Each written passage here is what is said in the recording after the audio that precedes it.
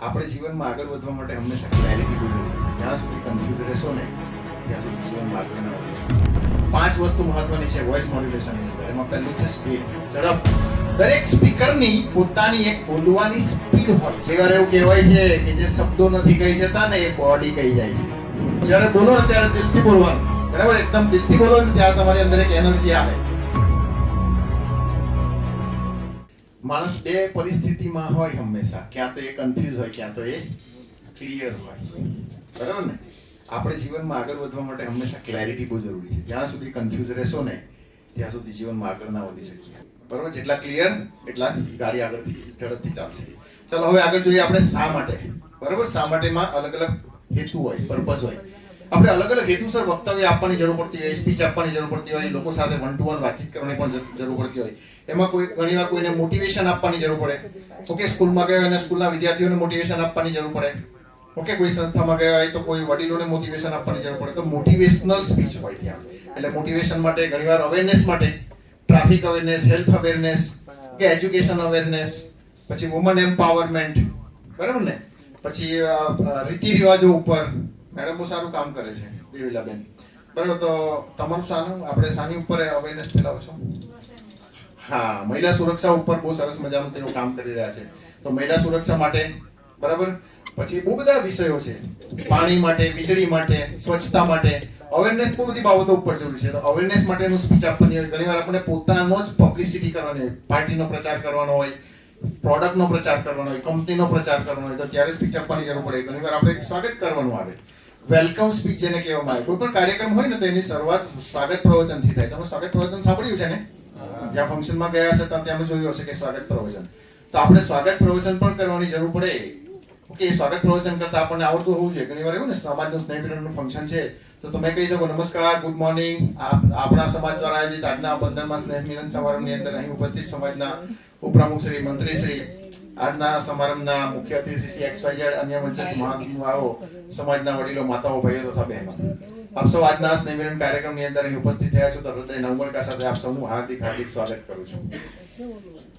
મને યાદ છે આજે આપણે શાને માટે ભેગા થયા છે, હું તમને સૌપ્રથમ તો જણાવું તો કે આજે આપણે એકબીજાની સાથે પરિચિત થઈ શકીએ, એકબીજાને મળી શકીએ અને સાથે મળીને સમાજના વિકાસની દિશામાં કામ કરી શકીએ અને આપણે સમાજના તેજસ્વી તારલાઓનું સન્માન કરી શકીએ એવા હેતુસર આપણે અહીં ઉપસ્થિત થયા છે. મને યાદ છે કે આજથી 15 વર્ષ પહેલા જ્યારે આપણે સમાજનો પહેલો સ્નેહ મિલન કાર્યક્રમ થયો હતો ત્યારે ફક્ત 20 માણસો ભેગા થયા હતા. પરંતુ અમે બધા સખત મહેનત કરી અને સતત અમે આ પ્રયત્ન કરતા રહ્યા અને એને કારણે સભ્યોની સંખ્યા, સ્નેહ મિલન કાર્યક્રમમાં મહેમાનોની, આમંત્રિતોની સંખ્યા વધતી ગઈ અને આજે આપ સૌ જોઈ શકો છો કે 1000 માણસ અહીંયા ભેગું થયું છે. એ બતાવે છે કે આપણે સૌ સંગઠિત થયા છે. આપ સૌ પણ સમાજ માટે કંઈક કરવા માટે કટિબદ્ધ છો અને ખરેખર આ ખૂબ જ આનંદની વાત છે અને ગૌરવની વાત છે.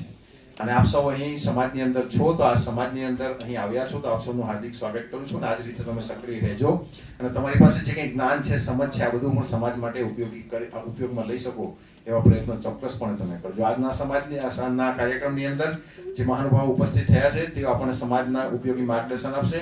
ત્યારબાદ આપણે સમાજના તેજસ્વી તારલાઓનું સન્માન કરીશું. કલ્ચરલ કાર્યક્રમનું આયોજન કર્યું છે એને પણ આપણે માણીશું અને ત્યારબાદ આપણે ભોજન લઈને છૂટા પડીશું. ફરીથી આપ સૌના આજના સરસ મજાના કાર્યક્રમની અંદર હાર્દિક સ્વાગત કરું છું અને વિરમું છું. Thank you very much. આવી રીતે આપણે સ્વાગત પ્રવચન કરી શકીએ.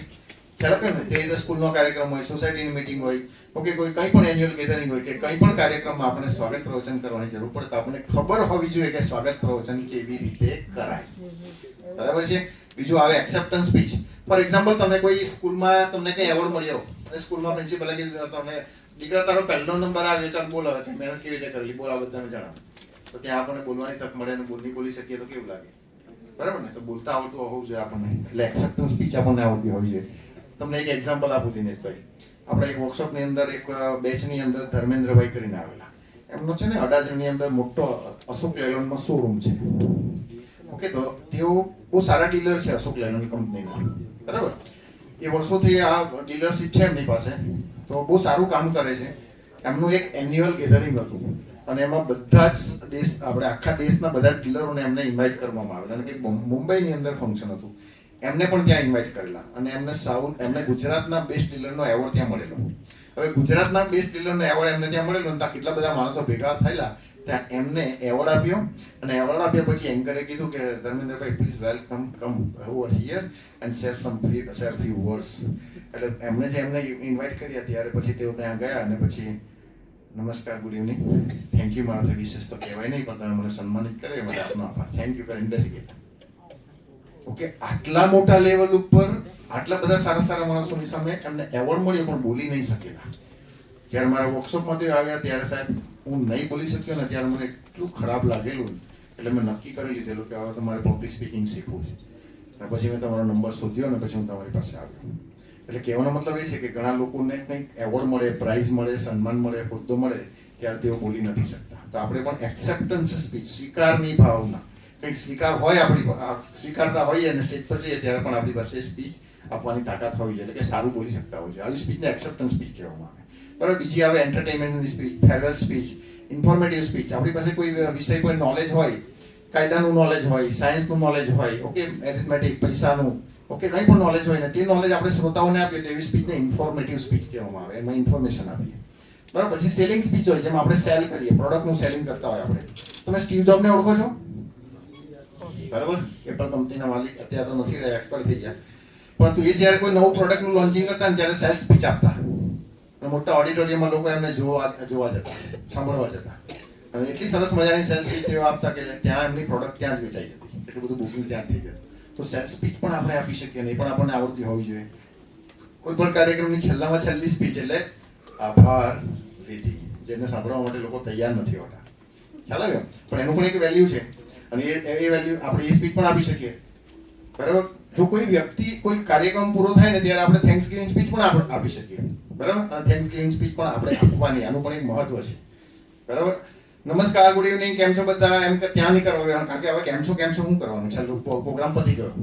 બરાબર. ત્યાં આપણે શોર્ટમાં સંબોધન કરવાનું કે dignitaries on the dais of the dais, ladies and gentleman, કાર્યક્રમ પૂરો થવા જઈ રહ્યો છે, પરંતુ આથી પહેલા આભારનો આભાર હળવો કરવાની મને જવાબદારી આપી છે તો હું આભારનો ભાર હળવો કરું છું. આમ તો મને ઘણીવાર બધા લોકોનો આભાર માનવાની ટેવ છે, ભગવાનનો પણ રોજ સવારે આભાર માનું. આજે મને વિશેષ આભાર માનવાની તક મળી છે. તો સૌ પ્રથમ તો આજના આપણા સ્નેહ મિલન સમારંભની અંદર જે મુખ્ય અતિથિ અહીં ઉપસ્થિત થયા, સાહેબ આપ આવ્યા, સરસ મજાનું વક્તવ્ય દ્વારા અમને સૌને માર્ગદર્શન આપ્યું, એ બધા આપનો ખૂબ ખૂબ આભાર માનું છું. આપણા સમાજના જે કંઈક જે સજ્જનો છે, અગ્રણી લીડરો છે, એઓ પણ આ મંચ ઉપર અહીં ઉપસ્થિત રહીને આપણા કાર્યક્રમની શોભા વધારી, સ્ટેજની શોભા વધારી, એ માટે હું સમાજના દરેક અગ્રણીઓનો પણ ખૂબ ખૂબ આભાર માનું છું. આ કોઈ પણ કાર્યક્રમ હોય ને શ્રોતા વિના સફળ થતો નથી. એટલે આપ સૌ શ્રોતા મિત્રો પણ આજના આ કાર્યક્રમની અંદર અહીં આવ્યા, છેલ્લે સુધી અહીં રહ્યા, ઉપસ્થિત રહ્યા અને કાર્યક્રમને સુંદર રીતે માણ્યો અને સફળ બનાવવાનો સહયોગ આપ્યો. એ માટે આ તમામ ભાઈઓ તથા બહેનો પણ હું ખરેખર સાચા હૃદયથી ખૂબ ખૂબ આભાર માનું છું. આપણા દરેક કાર્યક્રમની અંદર આપણા પ્રેસ રિપોર્ટરો અહીંયા હાજર હોય છે કે જે આપણી દરેક પ્રવૃત્તિઓને પ્રેસ નોટ આપે છે અને આપણી પબ્લિસિટી કરે છે. તો આ પ્રેસ રિપોર્ટર ભાઈઓ પણ અહીં ઉપસ્થિત છે, એમનો પણ ખૂબ ખૂબ આભાર માનું છું. કોઈ પણ કાર્યક્રમ સાઉન્ડ વિના એની ઇફેક્ટ, એની ઇમ્પેક્ટ આવતી નથી. તો સરસ મજાનું સાઉન્ડ જે આ ગાવણી લાઇબ્રેરી દ્વારા મળ્યું છે તો એ માટે એમનો પણ ખૂબ ખૂબ આભાર માનું છું. આ સરસ મજાનો ગાવણી લાઇબ્રેરીનો હોલ આપણને અહીં મળ્યો છે તો એ માટે એમનો પણ ખૂબ ખૂબ આભાર માનું છું. એટલે કે જેમણે હોલ આપ્યો હોય, જેમણે સાઉન્ડ આપ્યો હોય, એમનો પણ આભાર માનવાનો. પછી કહેવાનું કે ભાઈ આપણે આ કાર્યક્રમ પૂરો થયા બાદ છે ને ભોજનની વ્યવસ્થા રાખેલી છે, ખાધા વગર કોઈ જવાનું નથી. તો સરસ મજાની જેમણે ભોજનની વ્યવસ્થા કરી છે આ કેટરરભાઈ છે એક્સાઇઝ, જેનો પણ આ પ્રસંગનો ખૂબ ખૂબ આભાર માનું છું.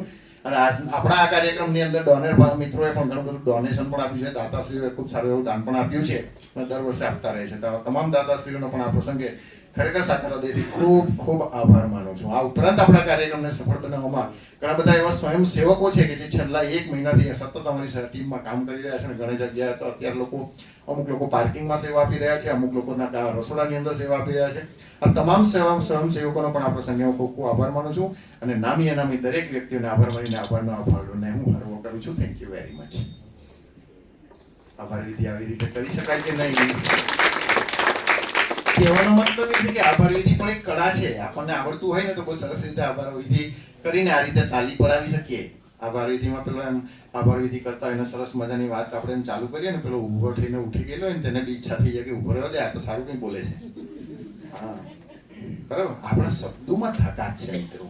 હું તમને કહેવા એ માગું છું, આપણને બોલતા આવડી જાય ને, આપણા શબ્દોની અંદર બહુ તાકાત રહેલી છે. ભગવાને ગજબની શક્તિ માણસને જ આપી છે. આપણે એનો ઉપયોગ કરવાનો હજુ શીખી નથી શક્યા. મેથ્સ ને સાયન્સ ને કોસ્ટ ઇન્ટરને અકબર ને અમર ને બધું એન્થની બધું શીખી ગયા આપણે, પણ આ નથી શીખ્યા હજુ. લોકોએ શીખવ્યું જ નહીં ને આપણને.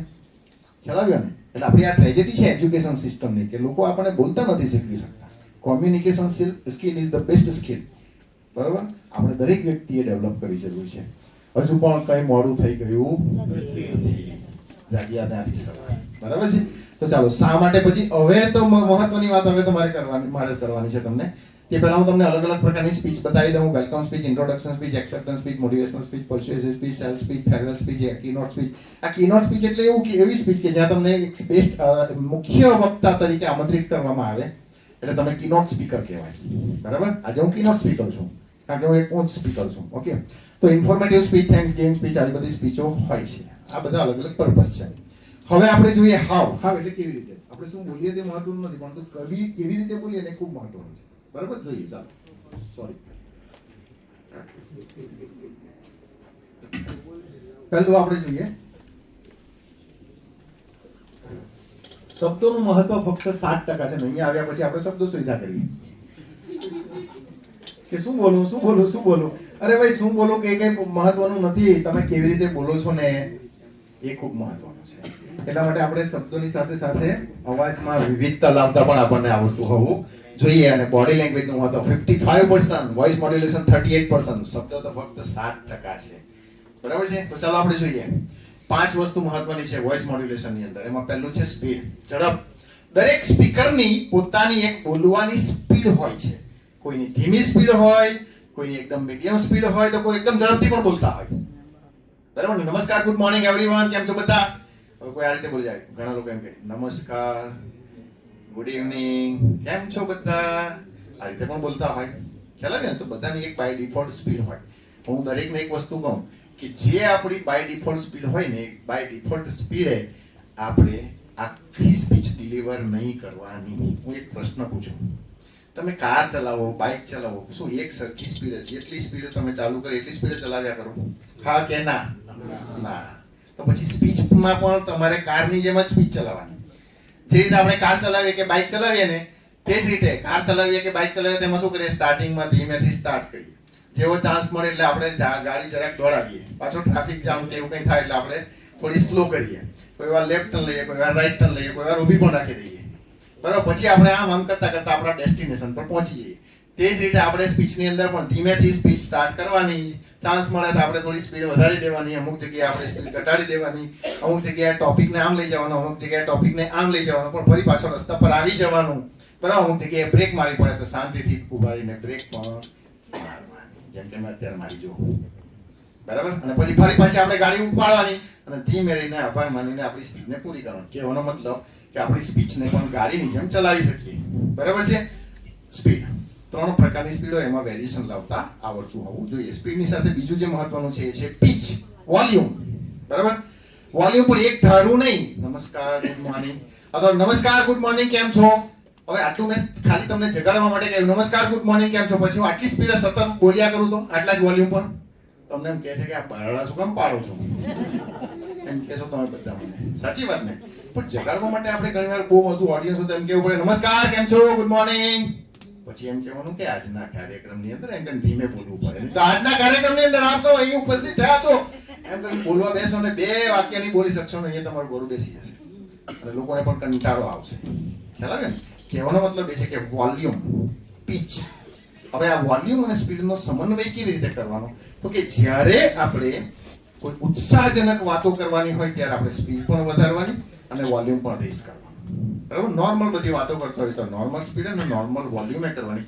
અને ઇમોશનલ વાત કરવાની હોય, દુઃખદ વાતો હોય, કરુણાભરી વાતો હોય, ત્યારે આપણે સ્પીડ પણ ઘટાડવાની, વોલ્યુમ પણ ઘટાડવાનું. ખ્યાલ આવ્યો? તો આ રીતે વોઇસમાં વેરિએશન આ રીતે લાવવાનું. Number 3, that is rhythm. Rhythm આપણે કોઈ ગીત ગાતા હોય ને, સરસ મજાનું ગીત કોઈ ગાતું હોય તો આપણને સાંભળવાનું ગમે, કારણ કે સૂરમાં ગાય છે.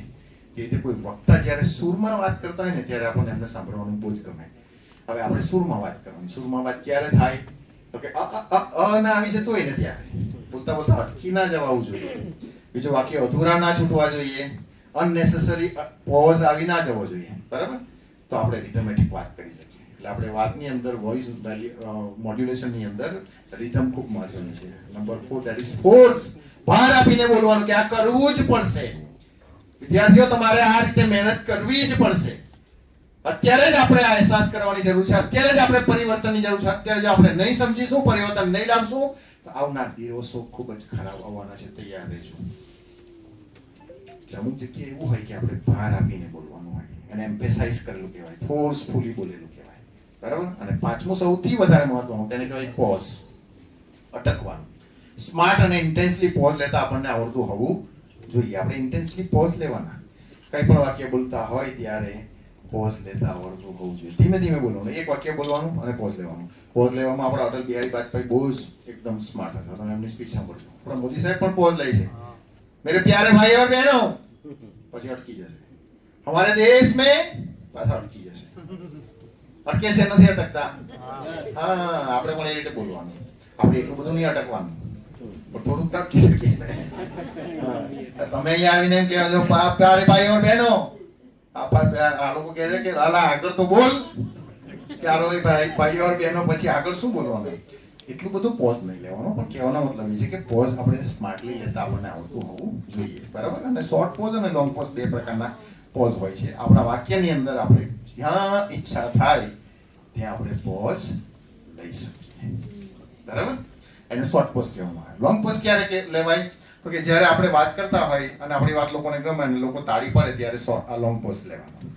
લોકો હસે ત્યારે લોંગ પોઝ લેવાનો. અને લોકોને આપણે પ્રશ્ન પૂછીએ, પ્રશ્નનો જવાબ નહીં આપે ત્યાં સુધી આપણે પોઝ લેવાનો, એટલે લોંગ પોઝ કહેવામાં આવે, બરાબર. તો આ 5 વસ્તુ વોઇસ મોડ્યુલેશનમાં મહત્વની છે, બરાબર. એનાથી વધારે મહત્વનું હવે હું તમને સમજાવવા જઈ રહ્યો છું, પરંતુ આ 5 વસ્તુને આપણે રિપીટ કરીએ ગુજરાતીમાં. ચાલો બોલો બધા. કઈ કઈ 5?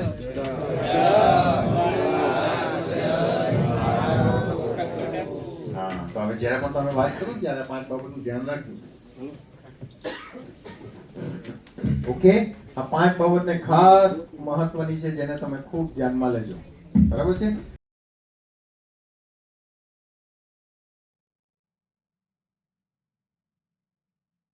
અને 1 to 1